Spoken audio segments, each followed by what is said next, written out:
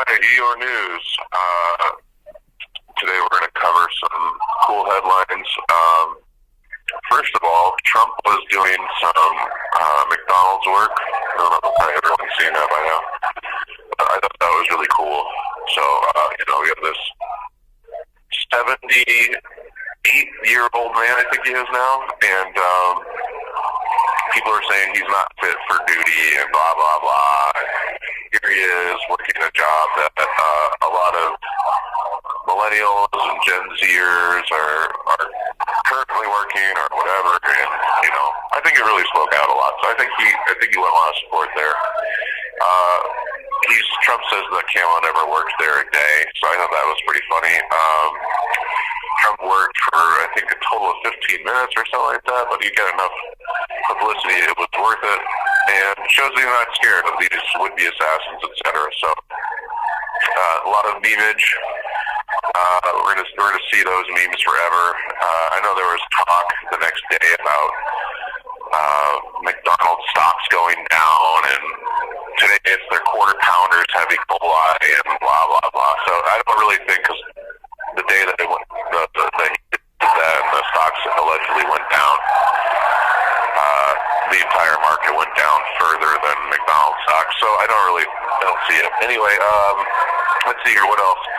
So we have this General Kelly, former chief of staff of Donald Trump in the White House, coming out saying Trump is a mini Hitler, and he said all these things, and there's no proof of any of it. And I found it interesting that this Bob Woodward guy, that somehow linked to a current guest of mine, Brian Samsel, as some sort of lawyer or something. And Trump, also, this guy's writing these books and getting all these pieces of crap that scraping them off the street corner and getting them to say things about Trump being a fascist, et cetera. The word fascist. Oh man. Anyway, you notice that the left has really adopted this and made it their own word to attack everybody. Anytime you hear this, especially being used against Trump, it really loses pretty much all meaning, because the left is the ones that are shutting down free speech, throwing piss manure bombs on people's Donald Trump stores for their merchandise, Donald Trump merchandise and stuff like that. That was in Massachusetts just today or the other day. So, they hate free speech, and they go around calling everyone fascist. It's like Antifa. We're anti-fascist, but we go around shutting people up and stirring up violence and framing people that we don't like, such as January 6th. So, anyways, you see these terms being thrown around loosely, and there's really no evidence of any of it. We just have to take their word for it. And so, the media drums us up and says, "Oh, we're so desperate, we need someone to do something. One more would-be assassins, et cetera, et cetera." So they say this shit, and it's really it doesn't go unnoticed, but it's so pointless to really argue. And these are just some people's claims, and there's no legitimacy behind the majority of it. I mean, just take a look at Trump's actions and words. So they're trying to paint Trump as this Nazi. However, Trump was the hardest on Nazi Ukraine in generations. So this is, worth noting, because people have been going around supporting Russia, Ukraine wars by giving them money to one of these most corrupt states, and every politician that's somehow involved in this, Republican and Democrat, somehow they're not Nazis. Somehow they're not even supporting it. No, this is supporting democracy. Blah blah blah blah blah. Well, maybe we can support democracy over here. You know what I'm saying? Anyways. Recently, Vimeo, the video streaming service, shut down the Unleashed.news account right after they published a really successful video called Kamala Funds Nazis. And no one's covering that, so I thought that was really interesting. That someone's getting it right finally. Like, hey, yeah, it's pretty much the left and these bozos at the National Security Council, mostly that have been supporting this crap and pushing this nonsense. And I know the National Security Council just yesterday released this report about AI systems. This is the first memo they've ever released about AI, and it's right at the 2-week mark of the elections, and they're trying to shut down AI systems that could harm stuff. These are all vague things, and you'll have to look into that a little more. I wouldn't pay it very much mind. They're obviously desperate. All these people are very desperate, and there's really no point. Okay, so we're going to start talking about my case, my January 6th case. Lots of breaks in this one, both the civil and the criminal one, and I'm not going to go into all that. I'm just going to talk about what I was hinting at the other day about the devil's advocate, and so I got a new lawyer, and I'm really happy about this. I got a new lawyer who's really great. He's supposedly the best in D.C., the best, and his name is Ed Mvarsky, and you might remember that name. I didn't when I first heard it. He introduced himself to me. He came here on his own to put the right foot forward, so to speak, and boy, did he really got my attention. He was number one on the list because he decided to come here all by himself, show the initiative, and this is Ray Epps' lawyer. I don't know, and so I was kind of giving hints about Tommy Tatum's Twitter account handle. It's at Ray Epps' lawyer, so if I remember that correctly. So I don't know if anyone caught that. If you did, good on you. If not, whatever. There it is. There's the news now. So I got this new lawyer. He's pretty good so far. He was at the hearing. We did a successful turnover to him. Let's see here. So I've asked him some things, like, can I go home for Christmas? And I think, I haven't seen him. He said he was going to be here last Sunday, and then day after day after day.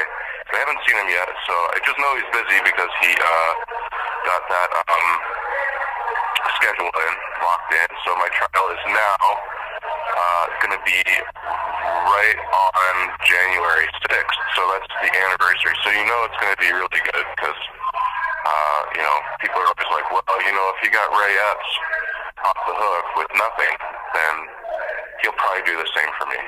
Absolutely.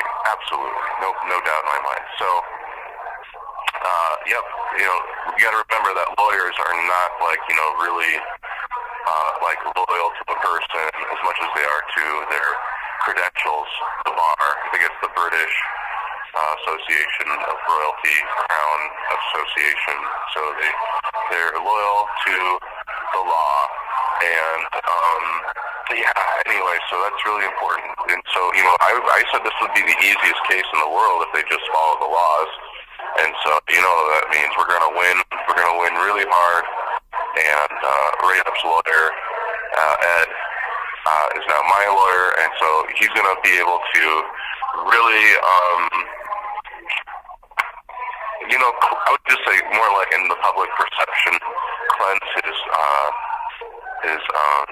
work experience as he gets me the best possible outcome, I think. So, yeah, I haven't seen him yet, and he hasn't responded to any of my messages, but that's okay because I see he's working really hard, and I know I'm going to be home for Christmas. I just know it. It should be really easy considering I'm not a threat to anybody or the community.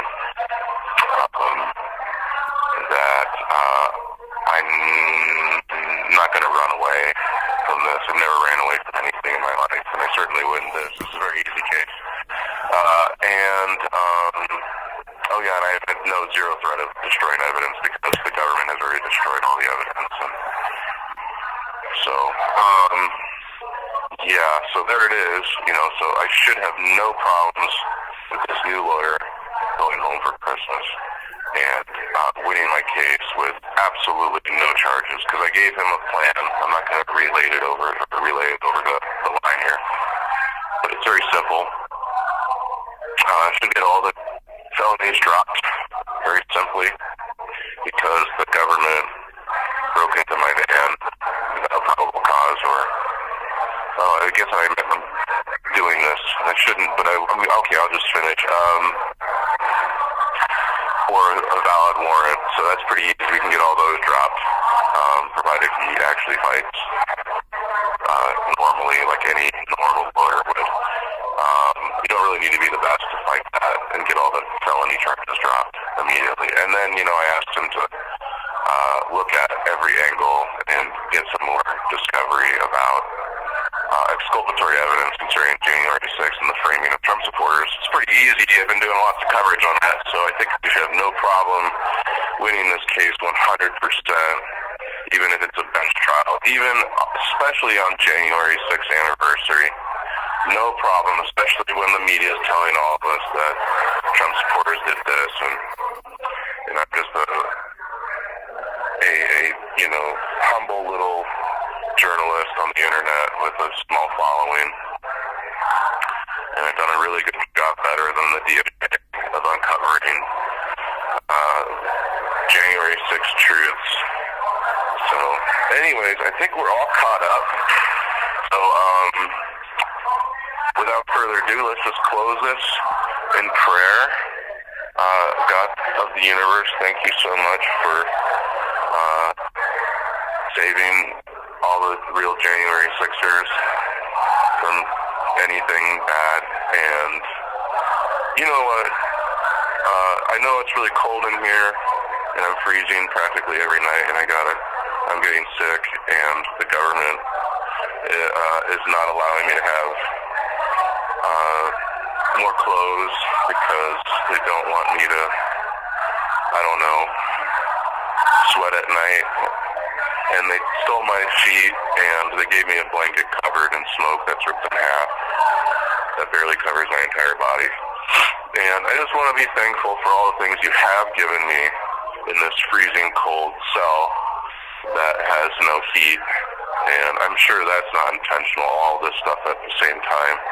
But with my new advocate that you've given me, you have 1 minute remaining. I'm sure that he's going to rectify all these things, and every wrong will be righted, and I'll get lots of money in your name, amen. Whatever it is, whatever your name is. Amen. This is End of the Road News, signing out.